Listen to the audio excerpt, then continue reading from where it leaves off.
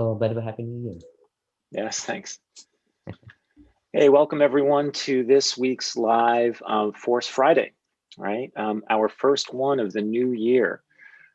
So because of that, we figured that we would have a conversation around um, preciousness, right? And every time I think about preciousness, I end up thinking about, I can't help but think about Gollum from Lord of the Rings. Uh, is preciousness good? Is it not good? In the film Lord of the Rings, right, we have this character Gollum, for those of you that haven't seen it, and basically preciousness destroys him, right? It literally destroys him, not only internally but externally, right? And I think what we want to do is talk about what does that mean and why, and how does that relate to art. Today it's going to be just Mrityunjay and I. As you know, Diego has moved on. He's going to be teaching a lot of his own approaches to drawing. So go check him out on his Instagram and I think on Patreon. Swenley is, he's partying, I guess, with the new year, I hope. So it's just Mrityunjay and I. So how you doing, Mrityunjay? I'm doing good. How are you? I'm Happy New doing Year. well. Yes, Happy New Year. Happy New Year to you as well. And Happy New Year, like I said, to all of you. Hope you guys had a very safe and hopefully a fun evening last night. So here we are, 2021. So like I said, we're going to talk about this idea of preciousness. It is something that comes up often. I teach obviously all week long in the mentorships and the premium memberships on drawingforce.com. And this is kind of one way of framing up a problem that is, I think, actually a really big one that lots of students confront. And I think it causes a lot of psychological issues when it comes to learning and then therefore drawing skill. There's something to be said about things not being precious. And when I start thinking like that, I also start to wonder, well, is that true? Because it feels like that means maybe there's other things attached to that I don't know if I agree with. So I thought we would have this as kind of an open conversation. We'll be asking you guys questions as well. My first question, of course, is, even before we get in here, is, do any of you relate to this concept? It's like, do you feel like when you're drawing that your drawing is precious, right? So, throw the stuff in the chat so we can have a conversation, across Tunjay and I and yourselves, not just the two of us out here in the meeting. Yeah, thanks, Tunjay, for putting that in the chat. So let's get into this, right? So what does this mean? Well, I always like going first to the definition of it. So precious, what does that mean? It's something of great value. It's loved and treasured, not to be treated carelessly, right? So it's cherished, right? This thing is cherished and greatly cared for, right? Seems to make sense. You'd think, hey, it's my drawing. I really want to care about it, right? Because it's mine. So, is that okay or not okay? Is it bad to care, right? This is me literally typing this stuff up as I was putting this document together for you guys today. And I thought, well, it mentions care. Is it bad to care? It seems like it'd be absurd to be bad to care, right? There shouldn't be a problem with caring. I don't think it's bad to care unless it causes you fear and that makes you safe or careful. Now, my caveat, my legal caveat here is I'm not saying that this goes for shooting guns or, again, jumping out of airplanes or hunting sharks, as I usually say. I'm talking about art, all right? This conversation is about art. More specifically with us, it's about drawing, right?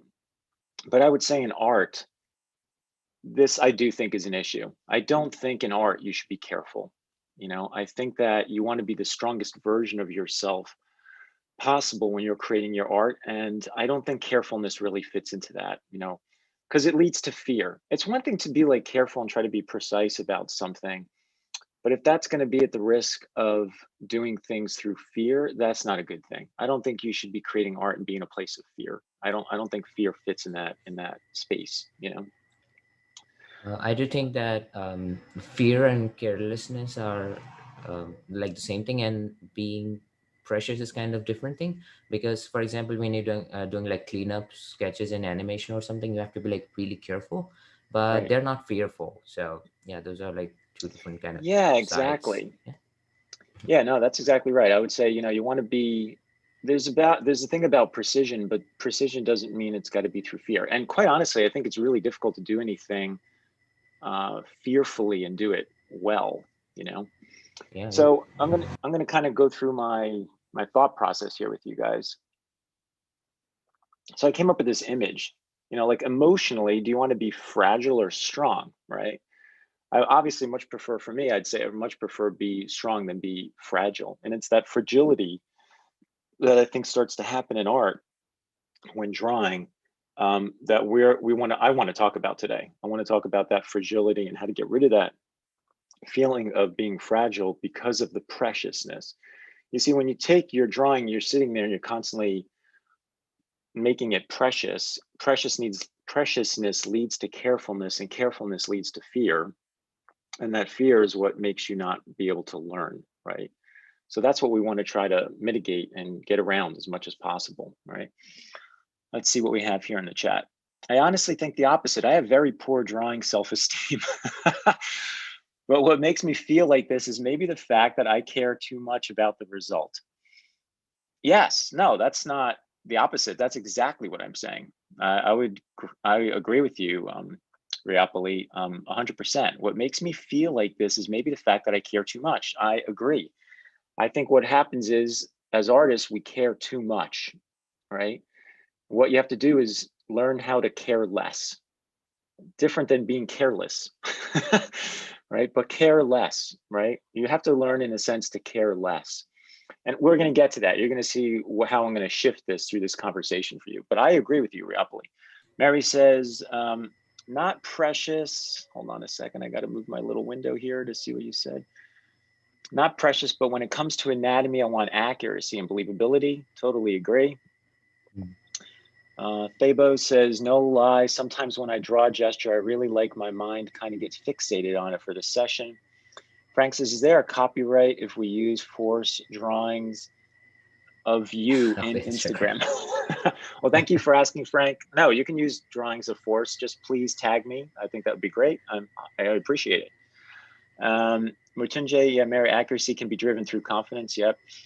Raphael is here. Hola, Raphael. Valerie, in the beginning on giant sheep newsprint, I don't have a lot of problem with caring about whether or not my drawing turned out right. So to Valerie's point, what I'm trying to do when you guys join drawingforce.com is I'm trying to mitigate, I'm trying to take care of this fragility, right? I've been there. I've gone through what you guys are going through. I've been through this fear factor and the careful factor. I think I may have told you this story, but when I was in school, you know, my teacher had us drawing on something called ledger bond. It's very expensive paper, and it was much smaller, like a quarter the size of the newsprint you're working on. And I was not wealthy. I was, you know, checking every dollar, and therefore I would shove like all my figure drawings. I'd have like 8 figure drawings on a tiny little sheet of paper, right? I didn't want that. I didn't want you guys to have that sort of financial fear over your heads when you're drawing. So what do? I've learned over the years to find the cheapest paper that works, cheapest supplies that still give us the results we want, right? So yeah, giant smooth newsprint, right? This way, the financial fear at least is out of the way, right? We've taken care of that concern. Daniel says, I find that fear comes in full force for me. When I'm trying to catch some kind of likeness, drawing from life, I fear putting the wrong. Yes, most definitely. So how do we handle that? One of the ways we handle that at drawingforce.com is what I call soft touch, right? What you're doing is you're drawing gently. When you start with a blank piece of paper and it's white, you know, it's like getting those first marks down cause a lot of concern and anxiety, right? It's very easy for that to happen. And you want to get accustomed to just like attacking the page, right? Just like throwing it down. And if you want to do that and not throw down a heavy black line, start with light line. You could still be physical, you could still attack the page, but you want to do it gently. So you have something to start with. It's like starting to see the clay on the piece of paper, right? So that's another way, right, to get beyond this sort of carefulness sense. You could be really rough and loose and fast, but light, right? The trick is light. See, I'm basically divulging to all of you these different things that I've come up with over the last 25 years. And now it's making me even more aware of how it's all because of this one darn situation, right? Of this carefulness, this preciousness, right? There's the paper that we're talking about. There's the soft touch approach, how you apply a line. All of those things are there to try and have us go around this sense of fear or concern or carefulness, this preciousness of our drawing, right? Yeah, I remember that we are not restoring Leonardo's painting, so we're not just like, yeah, like a twitch in making a brushstroke in a week. And obviously, we are not drawing clean.com, right? So we just like gotta Yes. get fear out of that mind. Yeah, we're not drawing clean. We're not drawing perfect. We're not drawing fear. We're drawing force.com, right?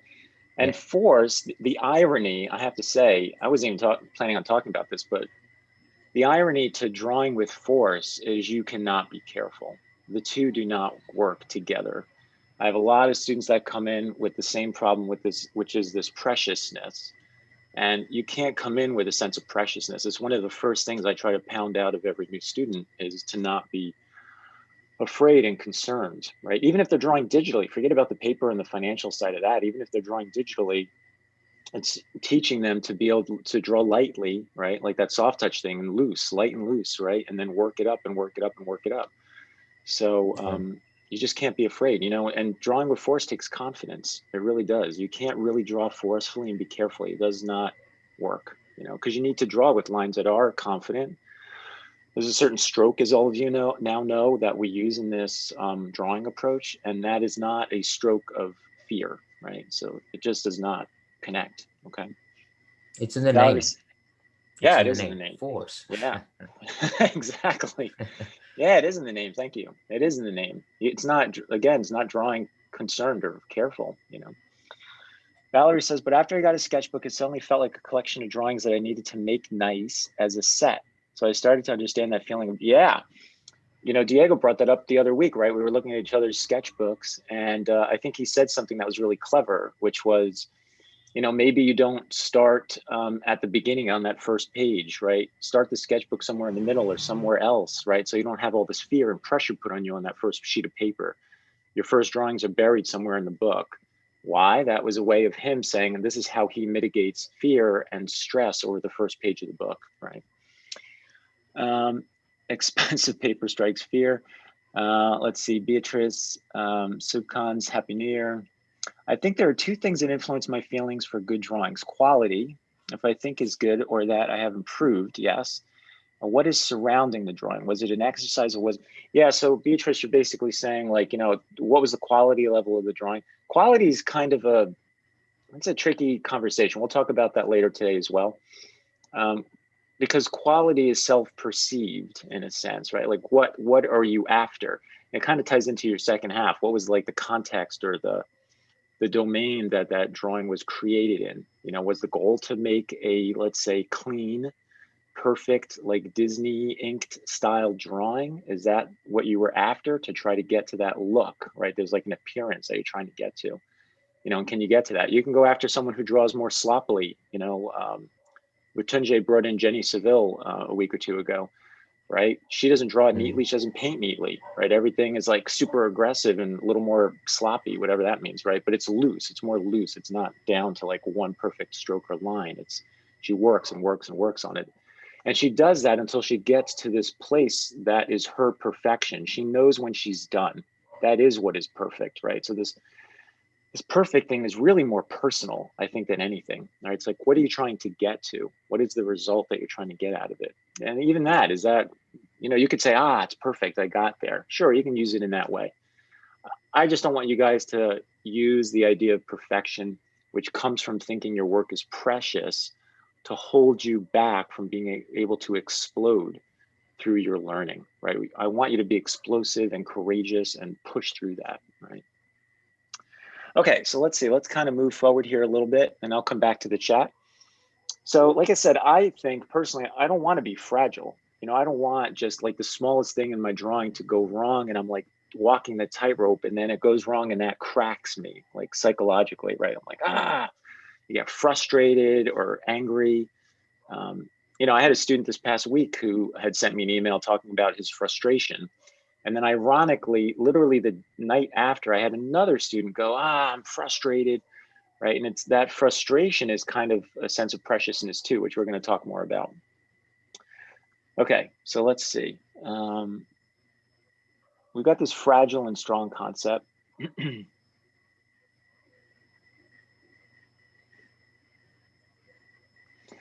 So here's where I think we put our care, right? I'm not saying caring is bad, right? We just talked about, is caring good or not good? What we do is we want to care about the learning, right? Care about the learning, care about the process, right? And your skills will follow, not about the drawing. The drawing is a byproduct, right? This, Great thought. yes, everyone take this screen and screen capture it and print it out. This is the kind of thing you want to stick by your desk, right? Yeah. Care about your learning. There's nothing wrong with caring. It's about putting care on the right things, right? So here what I'm saying is care about the learning and your skills, right? And the rest of the stuff will all fall into place. Your drawing, like I said, is a byproduct. It's a byproduct of your thinking, which we've talked about now over this year, right? It's a byproduct of what you put your mind onto, right? So care about your learning. If you care about your learning, then you can't care about the preciousness of the drawing, because they don't go together either. If you care about the preciousness of the drawing, then that is you not caring about your learning, because you will actually stop your growth. And I can say that with 100% guarantee. I've seen that over, again, 25 years of teaching. When people start to learn and they speed up in their learning is when they care less, and they put the care more on, like, I'm here to learn, not on the drawing. Okay, that I stand by that. Okay, let's see. That's what I'm getting from this whole thing. Let's see. I wanted to talk to you guys again a little bit. Achieving this not caring state of mind would be almost like not caring about where you will end up in life. No, I don't. I disagree with that. I think that you should care about where you want to go in life, but you don't want to be careful about how to get there. Those are two different things. Let's see. None of your damn business says you have to get good and me as a standards and meet your standards. So you should care about improving, right? But not caring about everything. Exactly. That's exactly right. I would agree with you. Yeah. Let's see. Diego's here. Welcome, Diego. It's good. I'm glad that you stepped in. Let's see. Daniel says there's also frustration that builds up when you feel that you are not succeeding to get your desired result. Yes, that we're going to get to that, Daniel, or Danielle, I should say. Andrew, I used a couple of old sketchbooks as kindling over the holidays. You know what? People ask me, what do you do with all the drawings that you have, Mike? I've had many drawings go into the garbage. I've burned many drawings. I keep the ones that I feel show moments in my life where there was actually an improvement in my learning, ironically. Not so much of like, oh, that's a pretty drawing, it's precious. And I have to tell you, I've never said that or even thought about that. But what I really keep is, I'm like, I like what I did there. I like the thinking that happened in there. I could see the learning. I could see my change in thought. Those are the drawings that I save. All the other stuff usually goes in the garbage. Otherwise, I'd have 50,000 plus drawings at this point that I'd be sitting on. Mary, so better to be explosive than accurate in order to be more confident and learn. Yes, that's right, Mary. So the goal is be explosive, not so much about accuracy at the beginning. That will come with time. Those skills come with time. Again, what students try to do typically coming into drawing is try to push for accuracy. And the accuracy actually helps you generate fear and that preciousness aspect again. What you want to do instead is not worry so much about the accuracy, especially with force, right? We want you to get in there to be explosive and energetic and draw the powers of the body. And over time, right, you're going to get more and more comfortable with that. And that will naturally give you the ability to get more and more accurate. It takes time to get there. I've learned to value and pat myself on the back for even trying things that are out of my comfort zone. Screenshot is done. Thank you, Frank. That sounds good to care about learning. Finally, to attend a Force Friday. Yes, welcome, Noah. Hello, I have 2 books. Thank you, Frankie. And you need to read the other part of the comment, huh? Oh, maybe I missed something. In Riopolis, achieving this not caring state of mind would almost be like not caring about where you end up in life. I don't see it, but it's okay. It's all good, as long as we have something to talk about. All right, so let's see. On to the next slide. Work, effort, practice all create mastery. All right, so you guys have already started touching upon this. this concept of perfection, again, whatever that means, um, is going to come through work and effort, right? And time, right? I should throw time in there, right? Work, effort, and time is what creates the mastery of wherever your goal is, right? Wherever you're trying to get to, that takes time. It doesn't just happen, and it's not going to happen by you sitting yourself into a pressure cooker to try to be perfect early. Okay, it just takes practice. I think there should be just one add of a word here. It's just like right practice. Okay, so you don't want to. I mean, what's your goal is, you should be focused on that. So if you want to get like, let's say, a layout design or something like that, you should be perfecting the basics and not to do like, let's say, the editing videos or something like that. So actually, right practice, creates Oh, the mastery for correct me. practice. Yeah, Yes, the yes. correct right practice, right? Yes, and I would say that's the big difference between being guided by someone who's been there before you, like the mentorships, right? Yeah, Because yeah. Mm. the challenge is you could practice a lot, but practice the wrong things, right? Now, I have to say that's better than doing anything with fear. Better you practice and not, maybe you're not practicing the right things, but really what you want to do is have no fear and practice the right things with guidance, right? Which means you're going to move that much faster again, right? Yeah. So yes, I would agree with you. Totally.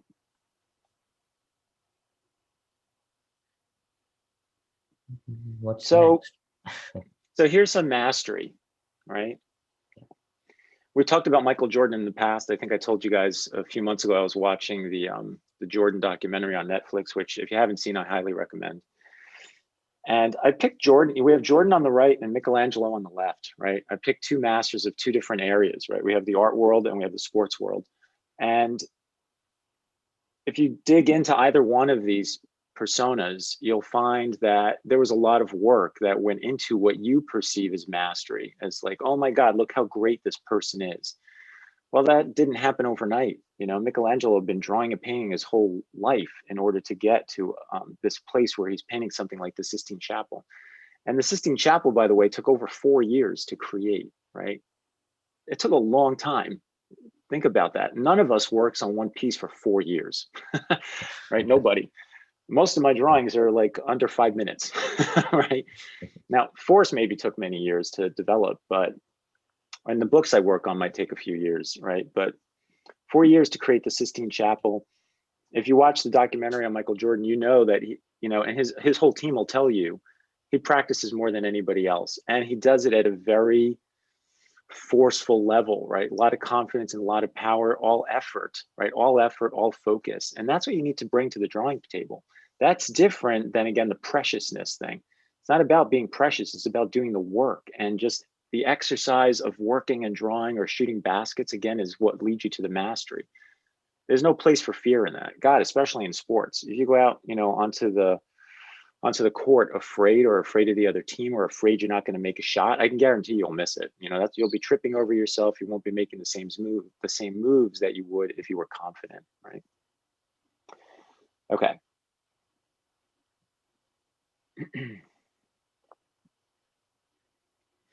So I kind of touched upon this a little bit. Here we were talking about the artwork. I'm going to take this even a step further and say, oh, I'm precious. All of a sudden that's different, right? This has become a bigger deal now. Before it was my work is precious, therefore I'm concerned. But there's also this other thing that happens with us artists, with all people.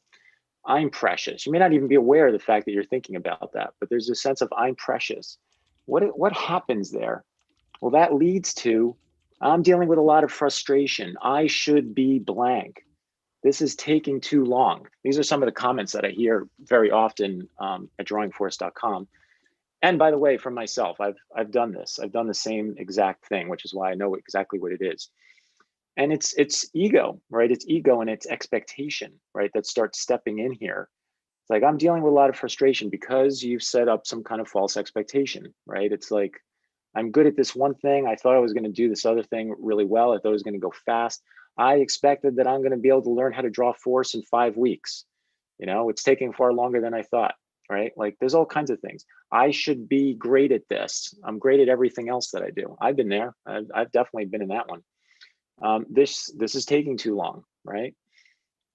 So what we want is this. right? This all comes from expectation. So it's a strong, this is the definition, a strong belief that something should happen in the future. The magic word in there is should, right? Should is what you want to be careful about. Should is just you creating an expectation. And is that bad? Again, my head goes, well, is expectation bad? It's not bad to have expectation if you know how to deal with the fact that all it is an expectation. It's not a truth, right? It's not a truth, right? It's like the goal setting thing that we talked about earlier. So it's okay to try to expect something. You want to look forward to things. But you know what? At the same time, are you going to be okay with knowing when that expectation doesn't go through that you're okay with it? I have this slide in my Force It lecture, which says, you know, you got to be strong enough in the roller coaster ride of learning how to draw to either get pie in your face or to be able to stand there triumphant because you've learned this new thing, right? And that goes back to the fragility piece I talked about earlier with the vase and the rock, right? You want to sort of be fragile enough to have these expectations, but be strong enough when things don't work out. And that's okay. And that you fall on your face and you learn and keep moving forward. And that's the thing that creates mastery. So fail and learn, fail and learn, fail and learn. And in there, you're like, I hope I get this. It didn't work out. I hope I get this. It didn't work out. Why didn't it get, why didn't it work out? Let me learn from that. Right. And keep moving forward and keep moving forward and keep moving forward. Right. Okay. Let me go back to the audience. I haven't talked to you guys in a little bit. Let's see, finally 10 Force, here we go. So Comic Court, I feel like I get so caught up when I see other professional artists drawing fast and accurate. Yes, thank you so much for saying that. That is the biggest problem with the internet, right? The biggest problem we all have right now for you guys learning is you go and see somebody else draw, especially if you see video, right? It's one thing to see maybe the still drawing, but you see video and they're drawing and they're just like slamming something out. And what happens? You think, oh, that's the way it should be done, right? But what you didn't see is the thousands or 10,000s, of hours that went into getting there. Going back to Michael Jordan again, you see someone like that get on the basketball court and shoot like a 3-point shot and jump up in the air and juggle the ball around from hand to hand and then get it into the basket. And it looks effortless, right? It's not effortless, right? It took years of practice, right? Years and years of practice to get there. So that's the biggest problem. Be aware that when you watch somebody draw and they make it look effortless, the more effortless it looks, the more effort it took to get there, right? It's almost a one-to-one thing, right? The more effortless, the more effort, okay? Thank you for saying that. That's an awesome comment. Valerie, gosh, this is a good topic today. I had been slowly building up pressure on myself to be better in some way, but this talk is making tension release in my shoulders and my forehead. That's awesome, Valerie. That's what we are here for. Noah says, it really seems to be about letting go so that you can run, not being overcumbered by unessential thoughts. The run thing triggers in my mind the idea of the bicycle, right? Like I talk about riding a bike a lot. And riding a bike is very, very similar to drawing, especially with force, right? It's like you want to learn how to ride a bike. You're a kid. You want to learn how to ride the bicycle. And it's scary because if you fall, you can get hurt. But the irony is you have to go fast enough and build up enough confidence for the bike to be easier to ride. You can't go slow. That's when you fall, right? You got to get up to a certain speed. And even if you get up to that certain speed and it gets easier, you could still crash and it's going to possibly hurt. But at least now you've had a taste of what it's like. So here we are, we're drawing, guys, right? Like you're not even going to fall off a bike. There's nothing to be hurt by. The only thing that could stop you is you, right? So we got to get rid of this whole fear thing and this preciousness, right? All You're right, so not we gonna talked about be expert. fracture your hand while drawing. Yes, That's a good exactly. metaphor. Yeah, exactly. So here's what I did with this preciousness line is I tried to put in some solutions here for you guys, right? I'm dealing with a lot of frustration. Well, maybe I like being frustrated. It means I want to learn more, right? I'm trying to kind of skew your brain here with some answers. Anytime you start coming up with this, like, I'm frustrated.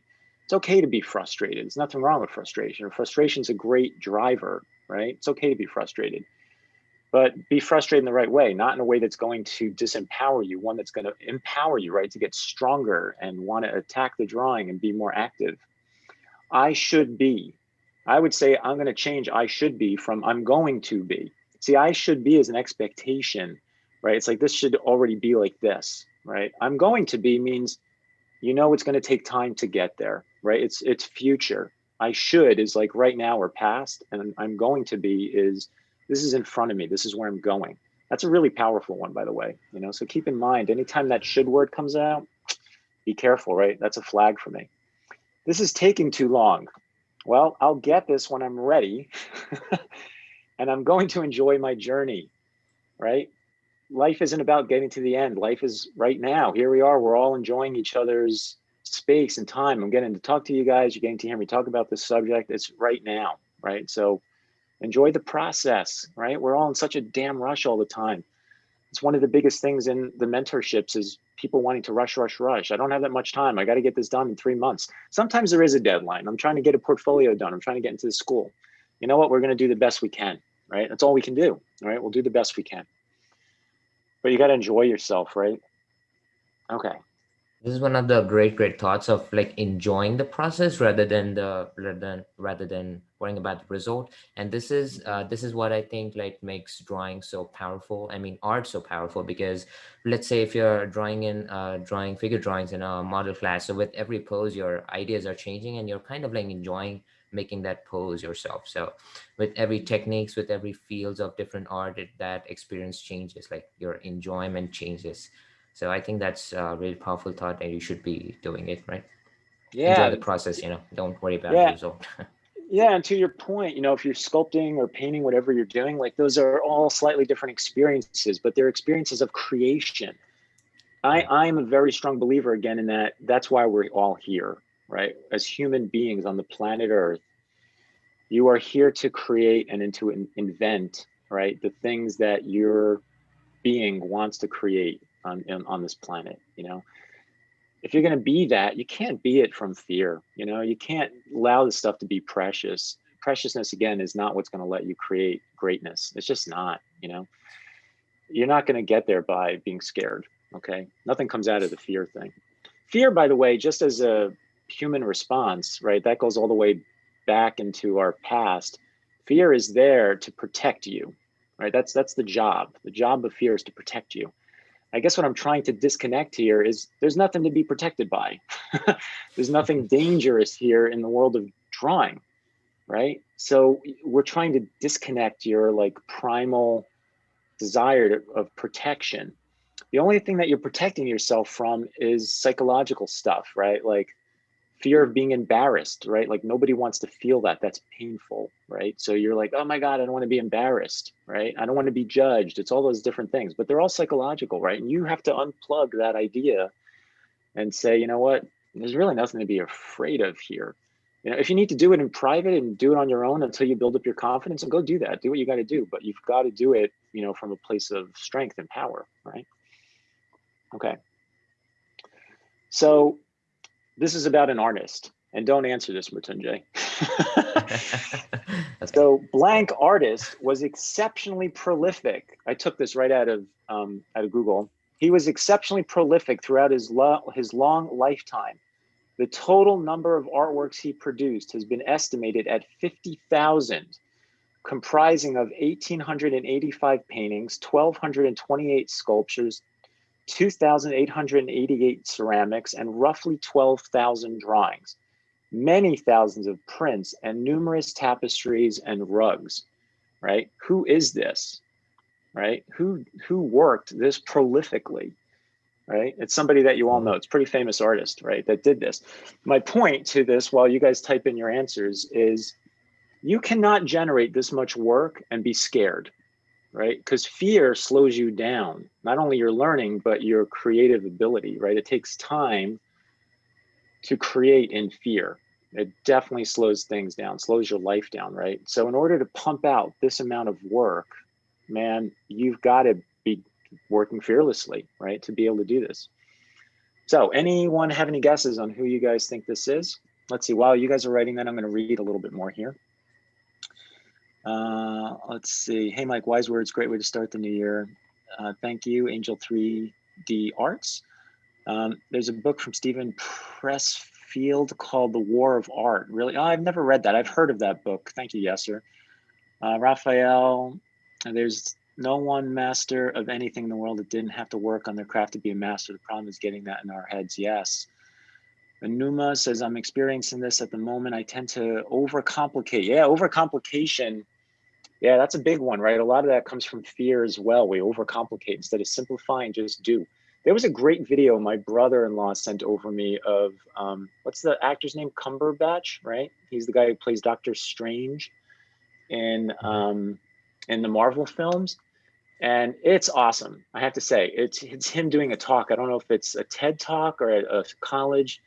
And he's like, stop over fucking thinking things, right? Like, just do it. Like, this world is so full of fear and concern all the time. Like, just go and do, you know? And that's exactly it. That's what we're talking about today. Like, you just have to act on this stuff and move forward and push, right? You're going to push through that fear by just getting out there and drawing and attacking the drawing.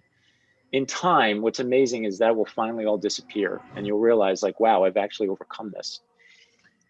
Yeah, so, all right, my text chat just filled up again. The answer is Frank. Frank's correct. This is about Picasso.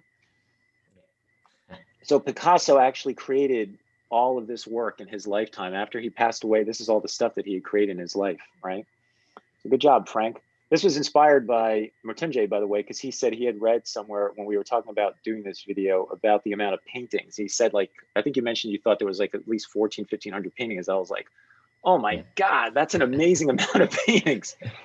And then I went and looked it up and I found all these other statistics, which even just blew this out of the water even further, right? So And you know yes, how the big answer, he paints, he's not yes. making like these size paintings, but it's just like large faces Well, and portraits and all. exactly. Here's an Yeah, look example of here. Look that. at that. Right? So look at the size of this, right? This is Guernica, which is one of his most famous paintings. And you can see this child standing in front of that. You cannot create something like this and be afraid. Okay, Picasso was probably one of the most far from scared artists on the planet Earth, right? It's like the amount of courage and confidence it took to get here. And he was already very successful, by the way, as a traditional artist. You know, if you look at Picasso's background, you'll notice that from childhood on, he worked on, on realism, right? His father was a painter. I mean, I think I may have said this in the past, but I went to the Picasso Museum in Barcelona. And, there were paintings there he did when he was 14 or 16 where I was like, there's no way. This is bullshit. Like, that is so amazing. It's impossible that he could be that good at that age. But, there were paintings. He was like 19, 20 years old. They were like masterpieces. Okay. These were like masterful paintings. He didn't get to this abstract stuff until he was, I think it was his late 40s, early 50s that he actually started breaking into abstraction. We all know him for this. So think about that. Here's a guy who was painting from childhood on because his dad was a painter. And he went all the way from, let's say, his teens until 50 years old, right? To get to this place where he started to switch over to abstraction. We happen to all know him for abstraction. And that did not happen until he was my age, right? I'm 50, right? So at my age is when he started to switch over into this. So who knows? Maybe I'll go abstract this year. We'll see. See what happens. Okay, now I want to Force. show you. I want to show you this one student of mine. So this is somebody that I mentor. This student came in and started with this with me. Okay, and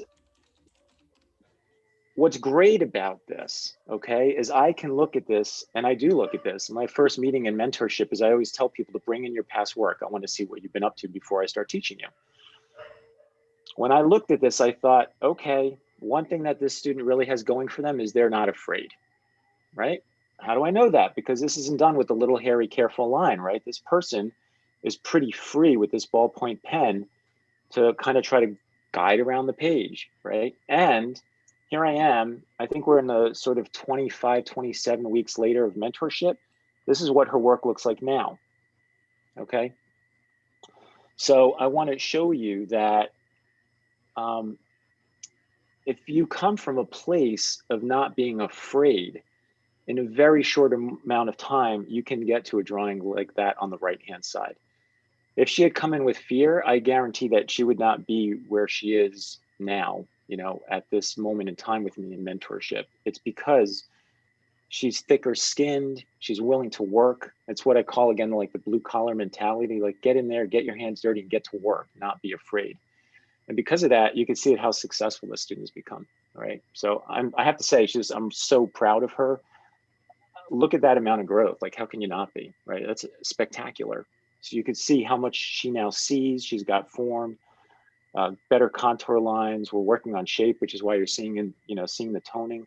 There's structure in here. We're just starting anatomy. This is without her even knowing anatomy. This is just her being able to see better and seeing force and all the other stuff I've taught her up to this point, right?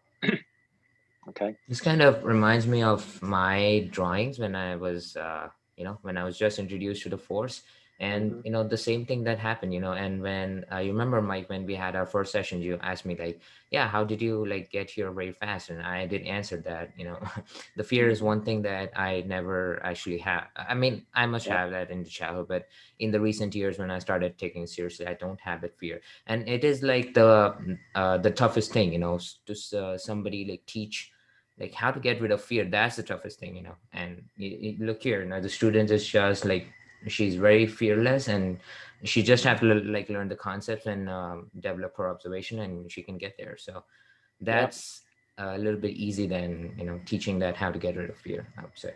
That's exactly right. Like, I'm very aware, like I said, as a teacher now for so long, that if I have a student who's in the right mindset, one of learning and growth, and strength, right, and stamina to go through that, I can teach that person pretty quickly. If I have a student who comes in and I see that they're coming in careful, right, at those first few weeks, let's say a mentorship, I'm like, okay, I've got my work cut out for me, because I have to first get them out of that in order to really start to learn more quickly. We have to get over the fear part and the careful part. Lots of times I ask myself, where did this all come from? I don't know. I'm not a psychologist, but my guess would be it's from all of our childhoods. Like, everyone's told to clean up their room. You get the pressure from your parents of trying to be perfect, get perfect grades, do everything as best as you can. You got, these parents who are like your gods when you're a kid, right? Over top of you, trying to say that perfect is the way to go, but it's not. Okay. I can promise you it's not. It takes time, right, to learn. When you're a kid, even getting your room, let's say, tidied up, you can't do that when you're little. Like, I don't even know what that means, right? So it takes time to know how to organize. And by the way, part of that is actually biological. Like, your brain has to actually grow. Your frontal cortex has to develop in order for you to understand like hierarchy and organization, all that stuff. So, again, it just takes time. In that case, it actually takes literally time for you to biologically be able to have your mind develop to a place where you can even think like that, right? So anyway, yeah, I just want you to see, like, this is what's possible if you come from a place with no fear, which this student had not and still doesn't to this day. She's totally not fearful. Look at what can happen, right? And we're still not done, right? She bought a 36 session pack. We're not finished yet, right? She still has a ton of meetings in front of her. Okay. Okay. Let's see. Getting to the end here. Actually, I think that's all I have. So let me go back here. How are we doing on time? We have a few more minutes. I know Rotunjay has some slides too I want him to show. Let me take a quick read through here. Some of them are probably duplicates of what I have, but I'd like to give him a chance to show some of the work he did. Beatrice, my students debrief session will use two questions that usually help. What could you do more of and what could you do less of? Yeah, I think that's good. Hey, Mike. Nestor says, what would you recommend if one can't afford mentorships? How do you know that you are ready in a certain phase so you can move? Yeah, it's a good question, Nestor. One of the things on me that I want to work on drawingforce.com is give really clear examples at the end of every course, like basics and form and shape, to say this is what good looks like, right? So you can say, okay, am I at that place? If you're not on the site, admittedly, it's harder. That's why people pay to go to school, right? You pay because you have somebody telling you, I think you're ready to move on, right? I don't have another answer to that. I mean, I went to school, I was mentored and I had teachers, and that helped me know, like, okay, I'm ready. I think maybe if I can give you any answer, Nestor, maybe it's when you find that there's a sense of ease to the thing that you're working on, it starts getting easier and easier.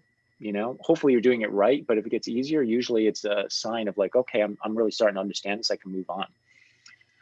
Failure acceptance is the salt in the soup of every skill to learn. I like that, trustee. Raphael says, it also comes because we usually see the final product of artists. We don't get to see all the, yes, no, I agree, Raphael, 100%. Again, it goes back to what we said before. We see these final results and it looks like it's perfect. You try to draw that perfection. That's not how that artist got there. Okay, I can promise you that.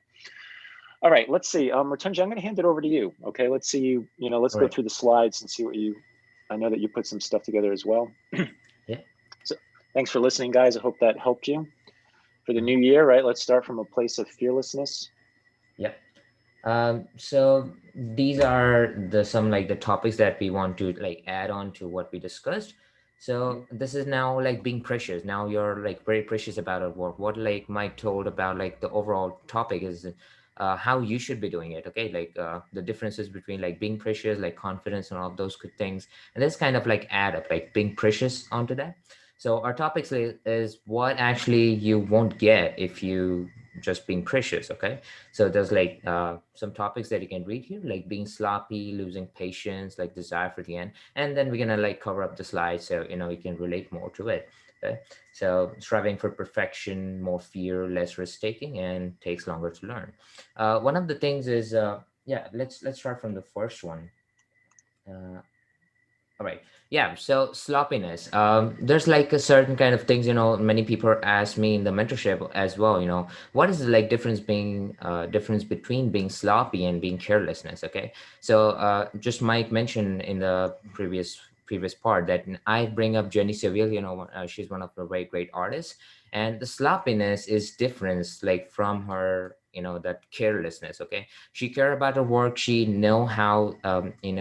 It is all in her mind that what the painting should be looking like, and what is those kind of things. She's even making a stroke with a confidence, but that stroke is actually it's in her mind. So she was like, yeah, it should be have a certain look when I'm putting it on canvas. Okay, so that's what the confidence is. She was like, yeah, very confident about her work. She was like, yeah, when I'm putting down the stroke, it should look like what I'm trying to sculpt out of the form or whatever. Okay, so but when you're being so precious about your work, you're being sloppy. And you can see like I actually bring some funny images in here just to entertain you guys. So you can see like here, like, all right, we go to them, totally gonna, and boom, right.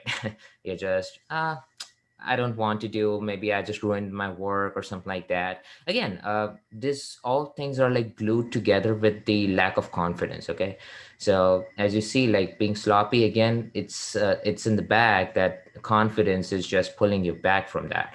So it's like, yeah, here we go again. I want to draw something, but oh man, I'm just getting so frustrated out of it, and I have to like share it to Facebook or Instagram, or people like, oh, what you drew, and those kind of things. So all these things like come together like to pull you back from your actual goals, right? um yeah, and those kind of there's like two kind of drawers that don't focus on that, like two kinds of drawers here in this image on the right. But this is how you're being sloppy. So even if you're like doing some artwork, you're not taking proper care, and I mean that you're just like doing something, you're happy with it now, just like, yeah, let me get this scratches out of it, let me make this more rough. One of the things that I can really relate to is the animator's drawing. Okay, so people in my college and some of the students in my mentorship as well, they were just like, the Glenkin and all those like kind of artists, like all the animators, like traditional animation artists, they draw so rough, and but still they're like get those things out. How did they things get out? And they just try to do it, but they fail to do it. Okay, because again, that sloppiness, that's intentional sloppiness, I would say. Okay, there's a word that intentional sloppiness I would like to add here, is they are careful about it. I mean, if they're even putting strokes like about it, and this is also with our drawings that we're not putting a lot of strokes, we know how it will work, okay, in the final result. So there's like a certain idea behind those pretty aggressive strokes and all. Okay, so yeah, when people ask, I always to tell them that this is mastery. Okay, this is not what they get. They're just like, yeah, let me rough this out and get this form out, like this really beautiful drawing out. But this is just like years of practice like come together. Okay, and they're confident enough that this intentional sloppiness would work. Okay, so yeah, let's jump to the different one. The second one, losing patience. So when you're just like, let's see our topics here again. See our topics here. So yeah, when you're being precious about it, you lose patience. Okay, so something like this, right? there's like 5 minutes remaining on your test. I mean, not it's about your chest, but this is some, maybe like the result what you get, right? So you're being so precious about your work, but now you're like losing patience like again and again.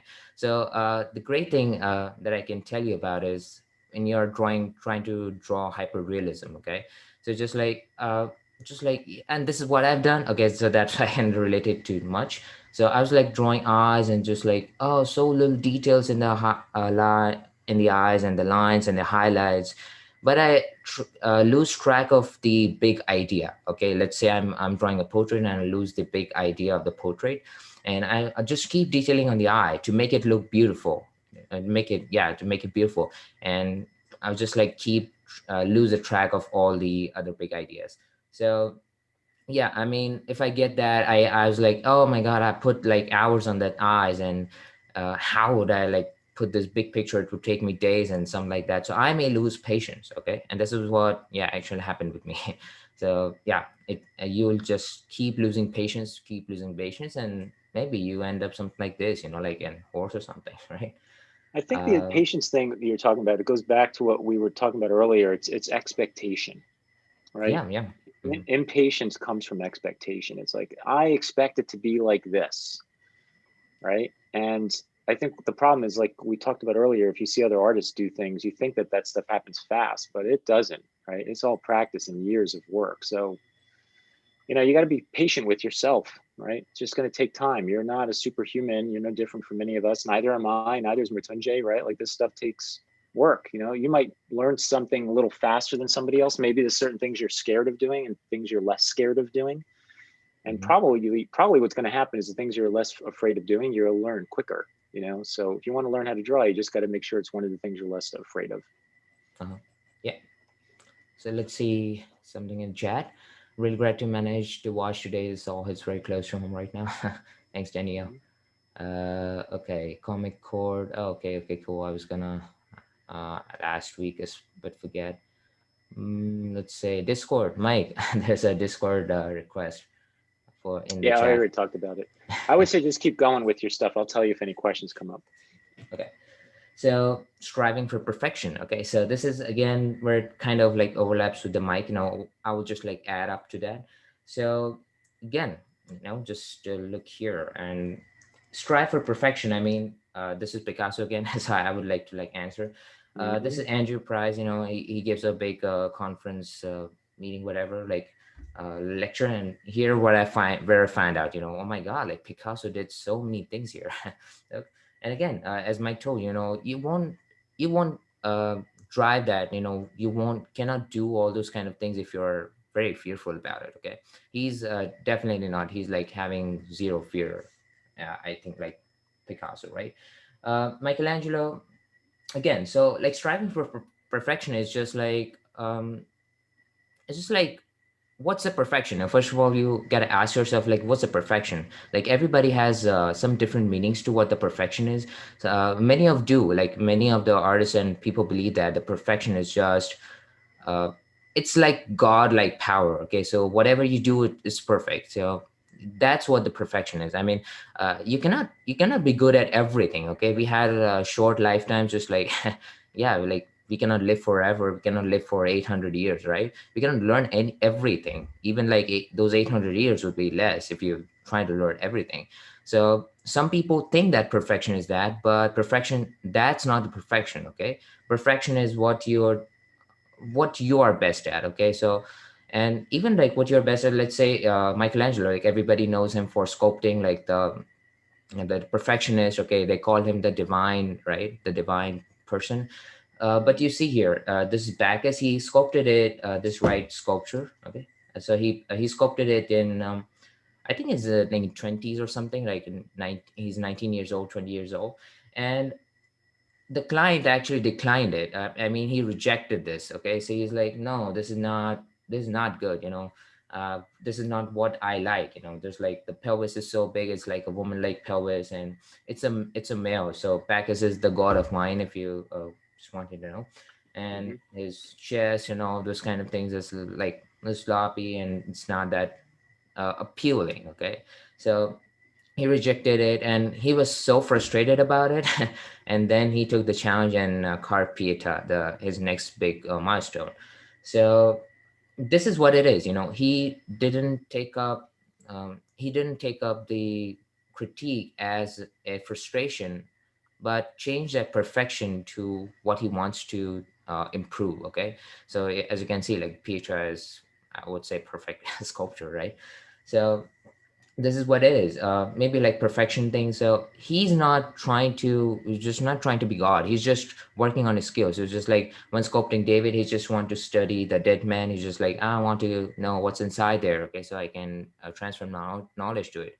So striving for perfection means just honing your skills, okay, just polishing your skills, and don't work for don't work for the result, okay. It's just like, just polish your skills, basically that's what will get you to the destiny, okay, like what you're to the place, right? And again, I include this image with like burning or drawing, because I think Mike is more than Michelangelo because he burned his drawings. So Yes, burn them. so he burned a lot of his drawings. Only like 600 of his drawings are surviving. Okay, like 600. But the man of this caliber must have created like thousands of drawings. Okay, just like yeah. I mean, Leonardo left about 6,000 drawings. I mean, we have 6,000 drawings of him, but we only have 600 of Michelangelo. So yeah, he burned a lot, and of his drawings. Okay, and this is what is like, yeah, these are not the perfect ones that I want people to know. Okay, so yeah, and there's again, I love this two of the thoughts. And one of the Salvador Dali, you must have heard of him, is a really famous and really talented person. Have no fear of perfection, you will never reach it. Okay, so this is what he's telling have no fear of perfection. I mean, we call like these artists as perfectionists, but they're not really like the gods. They're not good at like everything. Okay, so they are good at art, but they may be not good at something else. Okay, so this is what he's saying, that have no fear of perfection, you'll reach it. Okay, you can screenshot this as well, because um, we are just drawing again, we are not taking any type of risk. We're not risking our life, we're not risking anybody's other's life, we're not even just risking anything, I guess. Right, just like the paper. And that is why the cheap newsprints, and that's why what we are recommending, so you don't get fear of it. Okay, I was watching a documentary yesterday about restoring. This was one painting of Leonardo's called Salvator Mundi. Okay, it's sold for like 600 million, $700 million, and they're like restoring it. Okay, so one brushstroke, they're making one brushstroke, and it takes them weeks, okay, to figure it out if that's correct or not. So I was just thinking that, and I know that we will be doing this stream today, and I was like comparing them both. I was like, how far these two things are. I mean, I can bring this point in this stream here, that we are not restoring his paintings, okay, or we won't be spoiling like millions of dollars in here. Okay, there's like some art restorations that went like really bad, and they totally destroyed the original pieces. But here, you're just doing a drawing. That's a paper, that's a pencil, that's your tool, and you're just like drawing. Even with digital supplies, now comes the digital supplies. Now you're not taking even risk of getting the paper ruined, like right. So you just can change the canvas layers again, right? And yeah, this is what I ask for all the students, and all the people. It's like, why fear? Go for it, go for it, go for it, go for it, and do it. Okay, just do it. And when you've reached like the wildness of it, okay, the most wild that you can get while drawing, and then we can control it, like constrain back to that neutral point where you have yourself in control. Just like, yeah, I want to get to the wild side of it, or just get to the subtle side of it. Okay, and that's the point I want like everybody to get it, right? You have a control of your skills and your wildness, I would say. Okay, in your mind. And this again leads us back to the enjoyment. Okay, you don't you're not getting to the wild stage, you won't be enjoying it. Okay, if you're getting to the subtle stage, you just, yeah, I mean, it's kind of meditation, so subtleness and wildness, and the neutral point in the middle. Okay. And yeah, Elizabeth Isaacs, Artists strive for perfection, but what they often fail to see is what the beauty, the humanity, and lies within the flaws. Okay, so this is what I was saying with the enjoyment, the life. Okay, that we're talking about. Uh, yeah, I mean, just go for the life if you're drawing something lively, like a human being or an animal. Okay, or a tree. Okay, so go for the beauty. The humanity lies within the flaws, right? Let's say anything on the chat. No. You're all good. Okay. Keep going. Okay. Being fearful. How much time we left? Oh, it's about the time. We're over, but it's okay. Okay. So being fearful. This is what actually like drives me, like what you physically create is reflection of how you mentally feel inside. So there's only one thing that can stay in your mind is the fear, or you can learn. So there's like only two things, and only one can live inside your mind at a certain place. So let's say you're drawing and you're being watched. Okay, let's say you're in a class or you're being watched by the instructor or the other persons that are sitting right beside you. Okay, so this is like something that creates a pressure on your mind, is like, and if you're being frustrated, then it's going to come out on your paper. Okay, because again, the mind is all that's controlling, that's controlling on your paper. That's what everybody is looking at. It's your ideas. So if you're being frustrated, being fearful, just you it will show up on your paper, and just remember that. You just have to remember that. Okay.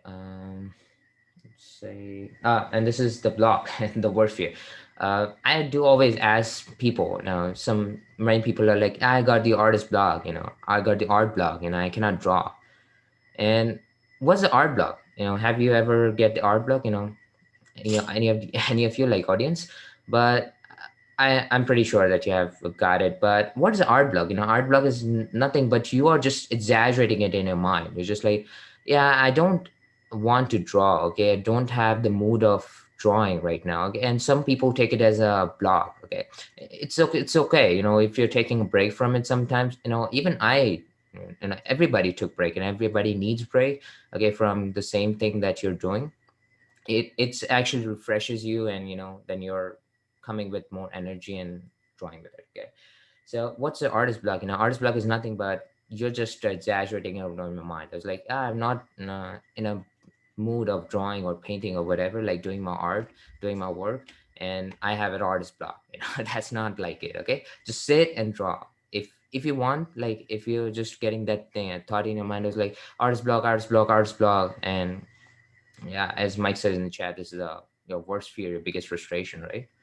So just sit down and work for it. Don't let it just hack your mind, I would say, right?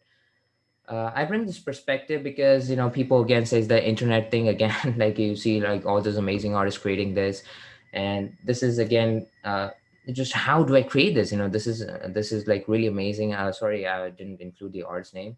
I didn't get it, but yeah, just let's say you're learning perspective. Okay, you're learning architectural design, you see this on the internet, it's like, oh my god, like damn, and you're trying to draw it and you fail miserably. Okay, because again, years of practice, years of experience, years of work, right? And the confidence again like brings up all the same kind of things. This is what like drives them and make them work. And in the last, like okay, we have one more. So less risk taking. Okay, so you can see like again, I love the thought. The risk taking is taking no risk, right? Again, it was kind of like going back and forth on the first part, like what Mike hosted is like, if you're not risking anything, you're not risking life, you're not risking anything. Okay, you're just risking that paper that eventually, even if you ruined it, you can just go with another shot. Again, I would say like this million times, right, that you're not gonna die, okay, if you made a mistake. So you're not gonna die. Death is not standing behind you, and it's not gonna cut your like throat. It's like, yeah, you made a bad drawing, just come with me. Right? So again, like the million times, I will do this every time. So you cannot get rid out of this thought, right? And last but not least, it takes longer to learn. When you're so precious about your work, you're constrained in a type of foundation that you are completing a work in like many, uh, you're completing a work in many, let's say, days or weeks. Okay, and you're striving for perfection. I'm taking perfection here as like kind of rendering and all those kind of stuff. So yeah, you're trying to like so precious about your work, you're longer working on that same piece, okay, for like days or weeks. And it's not that you'll be doing it perfectly for the first time, you'll always ruin it. There's like all these topics that we talked about that are also going to interfere, okay, let's say for that piece. So again, it takes longer to learn because um, it did bring that, I don't know, there's like a thought that I actually bring it, but I don't know why what happened here.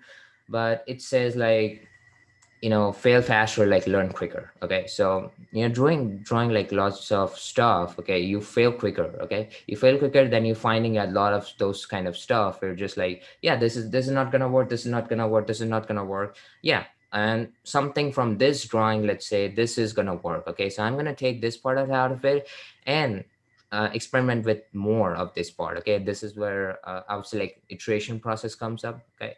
So you're trying like iteration. Yeah, the templates, and this template fits, or that template fits, okay. And then you're trying to like take all those knowledge you gain over that drawing experience, and you're trying to make a final drawing out of it, okay.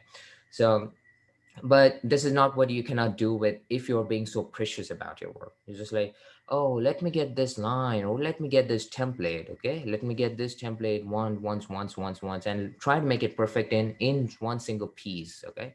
This again, fear comes, lack of confidence strikes, then you're gonna ruin it and get frustrated, okay. So yeah, in conclusion, just to close my part in here, yeah, I would say these all things work together in pulling it back again. I would say in pulling it back from your main goals. So don't be precious about your work. Be clear about your work. Care about it. I mean, care with the care. I mean, don't take it as don't take it literally. I was like, oh, this piece is so beautiful, I'm gonna like keep it forever in my life. No, don't get attached to it, okay. You will be developing more, you're gonna make more beautiful drawings than that, okay. Just learn from it, okay. I would say just whatever you do, just learn from that piece. That is what your experience is.